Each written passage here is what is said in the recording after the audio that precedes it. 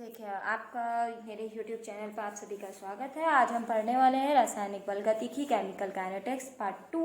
कल तक जो हम आपको समझा चुके थे वो समझा चुके थे औसत वेग के बारे में।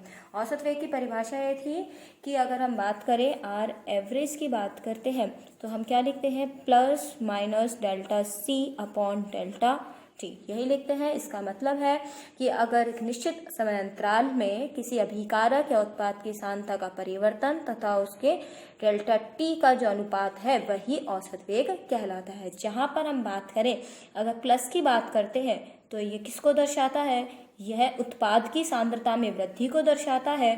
जबकि अगर मैं आर एवरेज की बात करूं minus delta C upon delta T, तो ये किसको दर्शाता है, उत्पाद अभिकारक की सांद्रता में कमी को। सी का मतलब फिर से याद रखेगा, सी का मतलब क्या है, सांद्रता। सांद्रता के बारे में आप सभी परिचित होंगे। सांद्रता का मतलब होता है मात्रा से। जैसे मैंने कहा कि एक पदार्थ 10 मोल प्रति लीटर है, ठीक है। एक मैंने कहा बी जो है, मैंने कहा ये 5 मोल प्रति लीटर है। एक मैंने कहा सी, ये 2 मोल प्रति लीटर है। तो आप मुझे बताइए सांद्रता सबसे ज़्यादा किसकी है, वो ए की सबसे ज़्यादा सांद्रता है, उससे कम बी की, उससे कम सी की। तो बेसिकली सांद्रता का मतलब होता है पदार्थ की मात्रा से। और मोल प्रति लीटर अर्थात 1 लीटर में 10 मोल खुला हुआ है, 1 लीटर में 5 मोल खुला हुआ है और 1 लीटर में 2 मोल खुला हुआ है। ये सांद्रता होती है कि सांद्रता में परिवर्तन तथा समय का जो परिवर्तन है, इन दोनों का अनुपात ही क्या कहलाता है, औसत वेग। ठीक है। माइनस ध्यान रखेगा, ये जो हमने लिखा वो किसके लिए लिखा है, ये हमने लिखा है क्रियाकारक मतलब अभिकारक के लिए। अभिकारक की समय के साथ साथ कमी आती है। और ये किसके लिए लिखा है, ये उत्पाद के लिए हमने लिखा है, प्रोडक्ट के लिए। जैसे जैसे टाइम बढ़ता है वैसे वैसे प्रोडक्ट की मात्रा बढ़ती जाती है। कल की चीज़ बस 2 मिनट के लिए मैं रिवाइज करा रही हूँ ताकि आप आसानी से आज का आगे का समझ सकें। ये हमने 3 ग्राफ बनाए, मैंने 2 ग्राफ तो कल ही समझा दिए थे। यहाँ मतलब है क्रिया कारक की सांद्रता। ये चीज़ क्या है, क्रिया कारक की सांद्रता। यहाँ क्या आएगा बच्चों, समय। जब समय 0 होता है तो क्रिया कारक अधिकतम होता है। जैसे जैसे समय बढ़ता है वैसे वैसे क्रिया कारक की सांद्रता, क्रिया कारक की मात्रा घटती जाती है। यहाँ पर समय भी 0 है, ये देखिए यहाँ पर समय भी 0 है और 0 समय पर उत्पाद की सांद्रता क्या है, 0 है। जैसे जैसे समय बढ़ता है अभिक्रिया आगे चलती है और प्रोडक्ट की मात्रा, उत्पाद की मात्रा बढ़ने लगती है। लेकिन एक मैंने ग्राफ इस तरह से बना दिया इसी में ही, और एक ग्राफ हमने ये बना दिया। तो यहाँ पर इन दोनों ग्राफों को मिक्स करके ये बनाया गया है। ये उत्पाद के लिए और ये किसके लिए है, क्रिया कारक के लिए। समय के साथ साथ क्रिया कारक का घटना और समय के साथ उत्पाद की मात्रा का बढ़ना, ये जो पॉइंट है इसका मतलब है ये इस बिंदु पर क्रिया कारक और उत्पाद की मात्रा दोनों समान होती हैं। मतलब इस टी समय पर क्रिया कारक और उत्पाद दोनों की मात्राएं क्या होंगी, समान होंगी। ये इस बिंदु को बताता है। ठीक है। अब आगे हम बात करते हैं इनके सापेक्ष वेग की। देखिए यहाँ से, माना कोई अभिक्रिया, माना कोई अभिक्रिया क्या है हमारी, 3a + b और ये क्या लिख दिया, 2c। ठीक है। अब हम यहाँ पर लिखेंगे a के सापेक्ष वेग, तीनों के सापेक्ष वेग की बात करेंगे जो कि हमें न्यूमेरिकल में हेल्प करेगा। a के सापेक्ष वेग कितना है बच्चों, minus delta a upon delta T. चूंकि ए क्या है, यहाँ खुद देखिएगा ये क्रिया कारक है और क्रिया कारक के लिए हमेशा आगे क्या लगाना है, माइनस, क्योंकि माइनस का अर्थ होता है सांद्रता में कमी। ठीक है। इसलिए क्रिया कारक के साथ क्या लगाएंगे, माइनस लगाएंगे। डेल्टा मतलब परिवर्तन होता है, टी समय का समय है और ब्रैकेट में डेल्टा बड़ा ए ब्रैकेट में लिखा गया है। इसका मतलब क्या है, सक्रिय सांद्रता। अभी मैं आपको इसका मतलब भी बता दूंगी, अभी इसको पूरा लिख लेते हैं।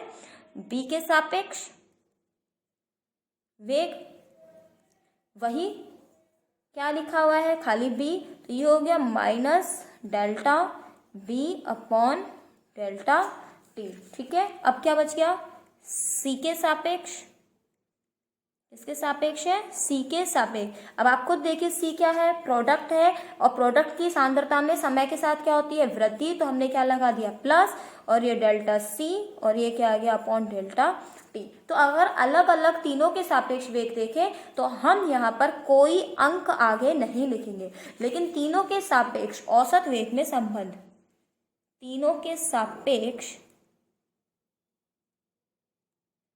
औसत वेग में संबंध।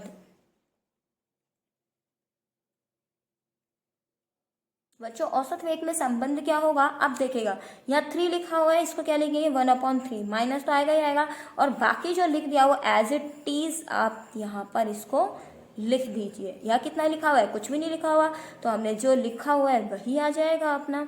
ठीक है, यहाँ पर कितना लिखा हुआ है 2, प्रोडक्ट है तो क्या लगा देंगे प्लस, तो 1/2 delta C upon delta T. जहाँ तक मुझे लग रहा है आपको ये बात थोड़ी सी खटक रही होगी कि ब्रैकेट क्यों लगाया। अब हम इसको कॉन्सेप्चुअल समझ लेते हैं कि ब्रैकेट हमने क्यों लगाया है। जो बड़ा ब्रैकेट हमने लगाया है बच्चों, इसका मतलब होता है सक्रिय सांद्रता।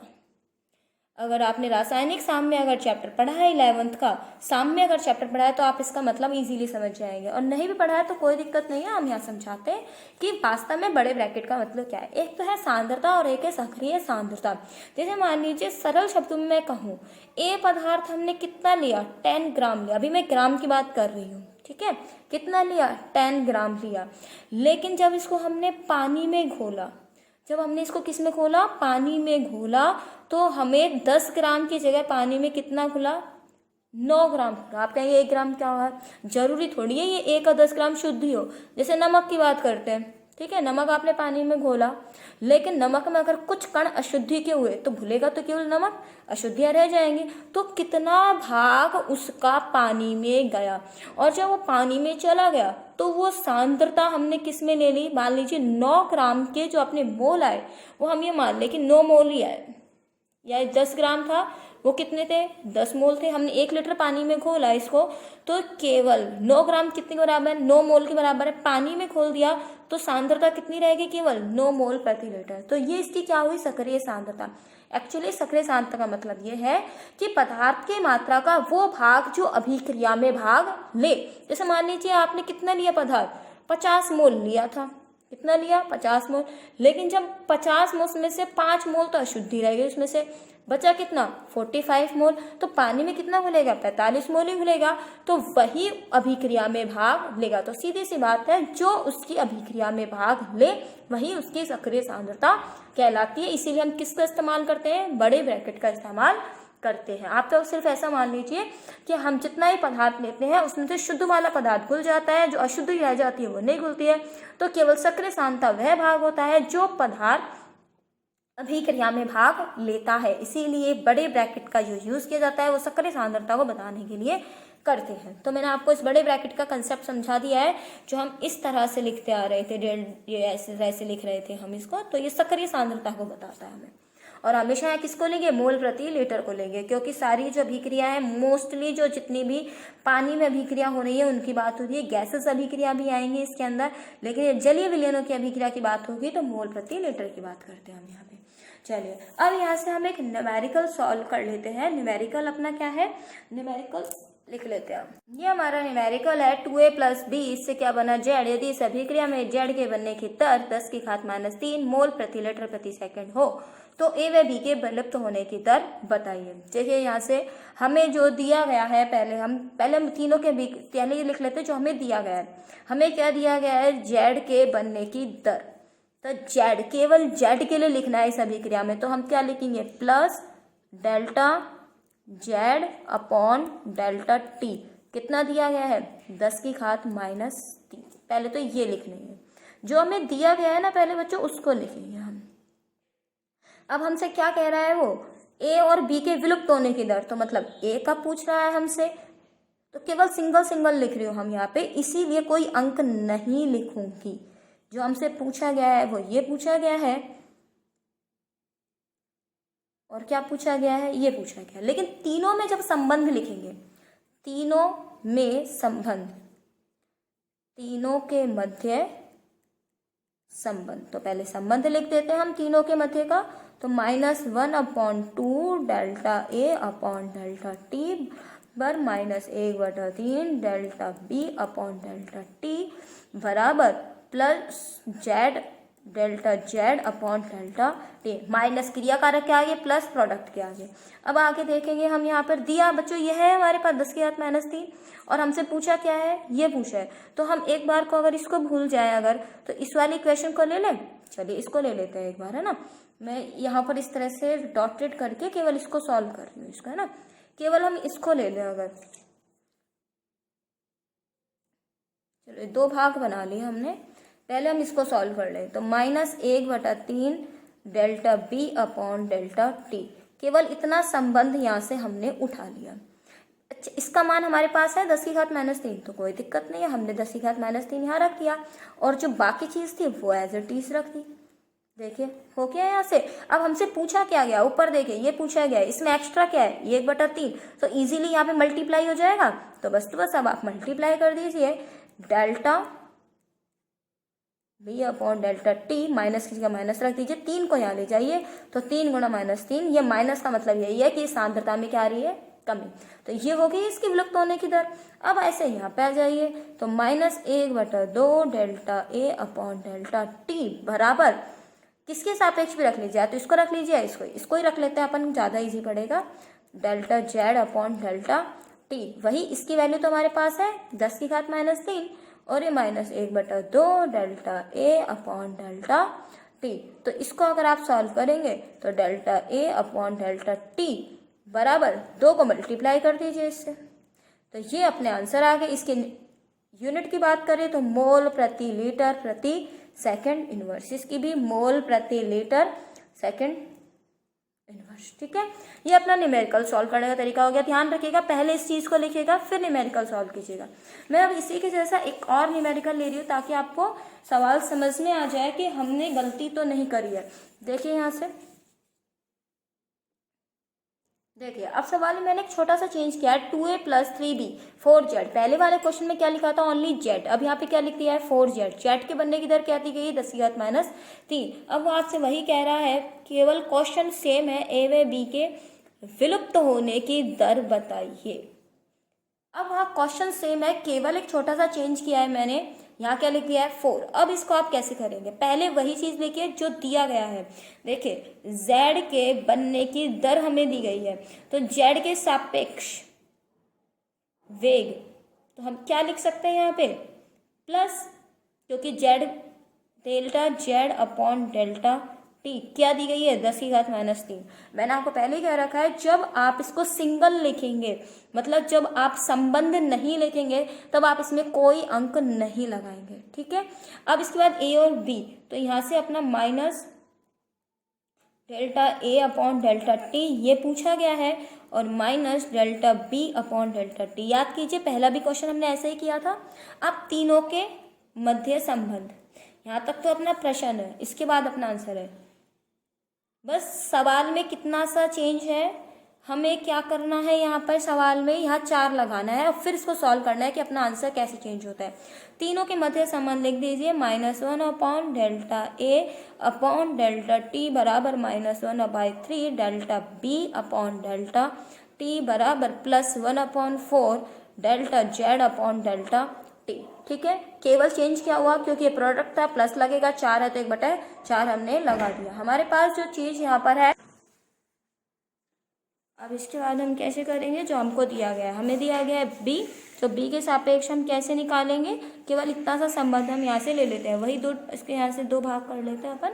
यहाँ से पहले इसको लेंगे अपन, -1/3 delta b upon delta T बराबर +1/4 delta Z upon delta T. ऊपर देखिए हमारे पास वैल्यू किसकी, delta Z upon delta T की 10⁻3। तो अब इसको लिखते हैं -1/3 delta B upon delta T बराबर +1/4 गुणा कितना है 10⁻3। तो delta B upon delta T की वैल्यू क्या होगी, 3 को डायरेक्ट यहाँ पे क्या कर लेंगे आप, इसको मल्टीप्लाई कर लेंगे, तो कितना जाएगा अपना 1/4 गुणा 3 गुणा 10⁻3। इसका मतलब वैल्यू कितनी आ गई 3/4 गुणा 10⁻3। अब आप चाहें तो इसको आगे भी सॉल्व कर सकते हैं। 3/4 को अगर आप सॉल्व करेंगे तो 0.75 10⁻3 आ जाएगा। 7.75 को अगर आप चेंज भी करते हैं यहाँ से तो ये 7.5 × 10⁻⁴ आ जाएगा अपना आंसर।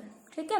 अब आगे देखें इसके अंदर कि -1/2 delta A upon delta T बराबर +1/4 delta Z upon delta T. कैसे सॉल्व करेंगे? -1/2 delta A upon delta T plus 1/4, इसकी वैल्यू कितनी है अपने पास? वही 10⁻³ तो हमें क्या निकालना है? Delta A upon delta T. तो ये 2 हो जाएगा यहाँ पर सीधे मल्टीप्लाई, तो 1/4 इंटू 10⁻³ इंटू 2, 2 से 2 2 ज़ा 4, यहाँ से कट गया ये अपॉन डेल्टा टी। तो आंसर कितना आ गया? 1/2 इंटू 10⁻³ और सॉल्व करना चाहे 0.5 इंटू 10⁻³ और सॉल्व करना चाहे तो 5 इंटू 10⁻⁴, वही आ जाएगा मोल पर लीटर प्रति सेकंड। ये इसका आंसर हो गया। लेकिन हमको बस चीज़ किस पे ध्यान देना है बच्चों कि जो दिया गया है उसके साथ आपको अंक नहीं लगाना है।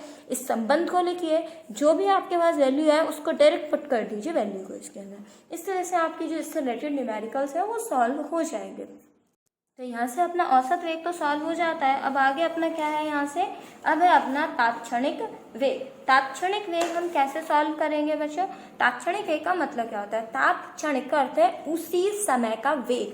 जैसे मान लीजिए ये हमारे पास एक ग्राफ है, ठीक है, यहाँ क्या है? सांद्रता। यहाँ क्या है बच्चों? समय, ठीक है। अगर यहाँ पे मैंने समय लिख दिया 1 2 3 4 5, यह सांद्रता लिख दी 10 20 30 40 50, आपसे कह दिया t बराबर 3 सेकंड, या 3 लिखा हुआ है ये, ठीक है। t बराबर 3 सेकंड पर अभिक्रिया का वेग बताइए कितना होगा, ठीक है। तो यहाँ पर वो वेग पूछ रहा है तो हम कैसे ज्ञात करेंगे? अर्थात उसी समय, जिस समय का वेग दिए, t बराबर 2 सेकंड पर, t बराबर 3 सेकंड पर, 3 बराबर 4 सेकंड पर अभिक्रिया का वेग क्या होगा? तात्क्षणिक वेग। तो किसी निश्चित समय पर किसी अभिक्रिया का वेग उसका तात्क्षणिक वेग कहलाता है, ठीक है। ये इसकी परिभाषा है। कैसे सॉल्व करेंगे इसको हम, ठीक है। पहले तो हम इसको लिखना देख लेते हैं। इसका लिखना किस तरह से? तात्क्षणिक को बोलते हैं इंग्लिश में इंस्टेंटेनियस, इसीलिए आर के नीचे हम क्या लिखेंगे? INST, चाहे INS लिख दीजिए, बराबर। आगे हमने देखिए, आपको ध्यान होगा कि हमने वहां पर क्या लिखा था? Plus minus delta C upon delta T, यही चीज हमने लिखी थी। चाहे तो बड़े ब्रैकेट में लिख भी सकते हैं आप, नहीं लिख भी लिखो कोई दिक्कत नहीं है अपने पास, C अपॉन डेल्टा T। अब हमको क्या करना है?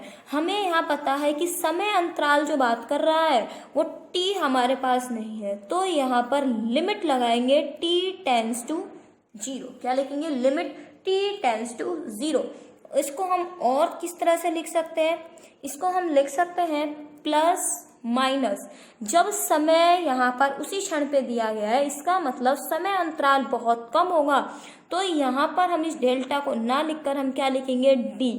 क्या लिखेंगे इसको हम? D। D बताता है बहुत छोटे समय अंतराल के लिए, जबकि यहाँ पर डेल्टा बताता है बड़े समय अंतराल के लिए। देखिए इसको मैं और एक्सप्लेन कर देती हूँ, इसका मतलब क्या है।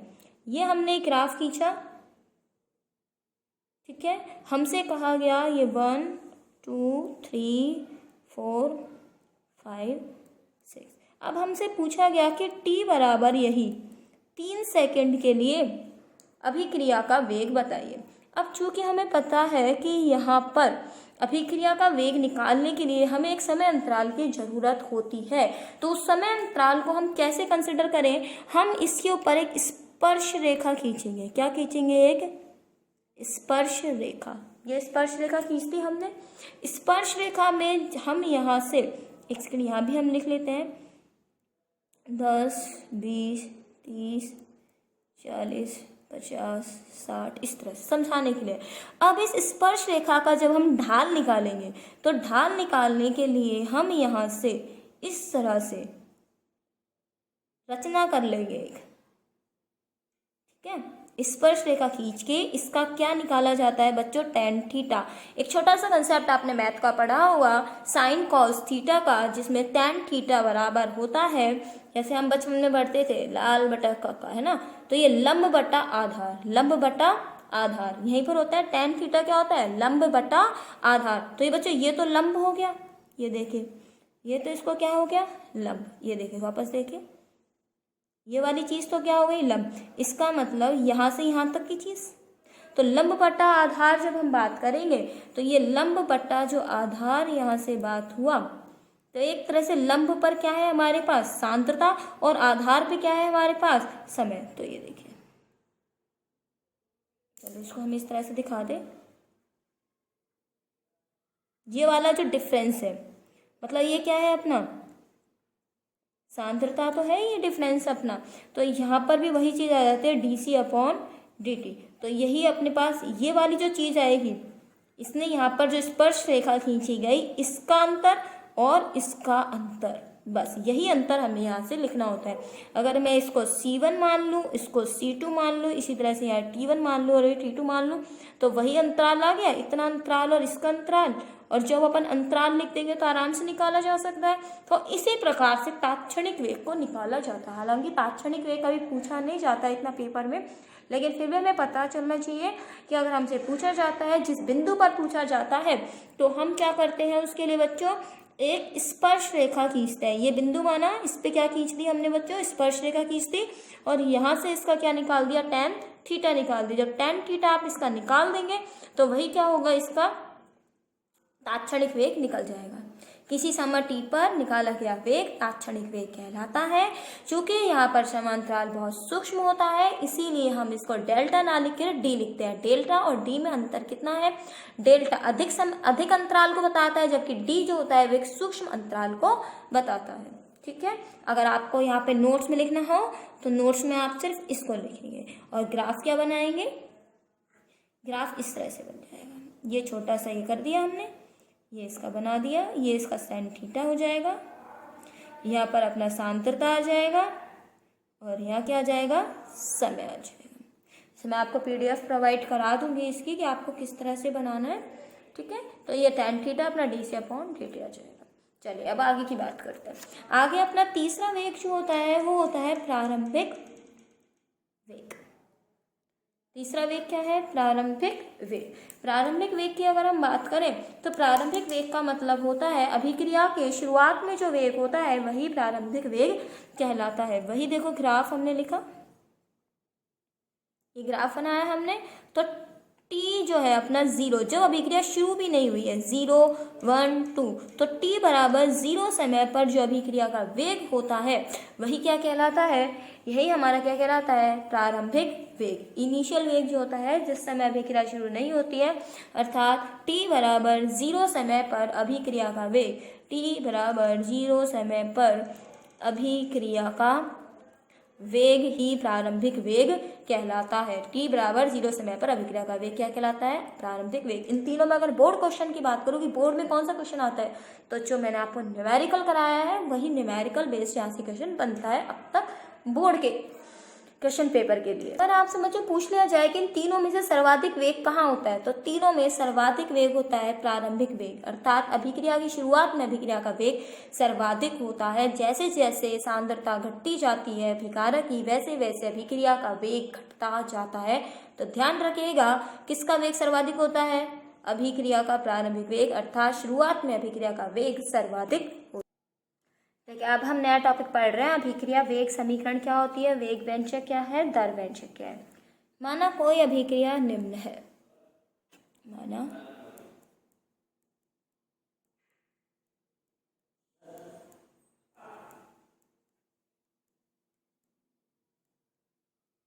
कोई अभिक्रिया निम्न है, ये हमने अभिक्रिया लिख दी।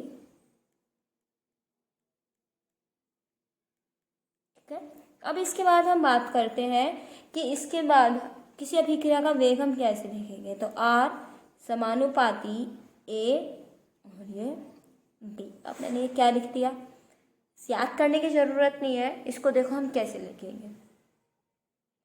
यहाँ कोई किसी अभिक्रिया का वेग, R का मतलब क्या है अभिक्रिया का वेग, किसी अभिक्रिया का, एक सेकंड A और B बता दूँ, किसी अभिक्रिया का वेग किसी अभिकारक की सक्रिय सांद्रता के समानुपाती होता है। फिर से सुनिएगा, किसी अभिक्रिया का वेग अभिकारकों की सांद्रता के समानुपाती होता है। अभिक्रिया का वेग है, ए क्या है अभिकारकों की सांद्रता है, और इसकी क्या है ये समानुपाती। अभिकारक कितने हैं, 2 हैं, ए और बी। इसके ऊपर मैंने घात लगा दी x और ये क्या लगा दी y। मैंने a और b लिखी थी पहले, लेकिन अच्छे से समझ में आ जाए इसलिए मैंने इसको घातों लिख दिया x और y, क्योंकि अगर a और b लिखती तो आप इसको निश्चित रूप से यही वाला a और b समझते। मैंने क्या लिख दिया x और y। अब यहाँ से हमने कहा क्योंकि ये अभिक्रिया है, अभिक्रिया का वेग है और समानुपाती का जब चिन्ह हटता है तो क्या आता है, बराबर का चिन्ह आता है और क्या आता है, वेग नियतांक आता है। ये हमने a लिखा और क्या लिखा, ये b, x और ये y।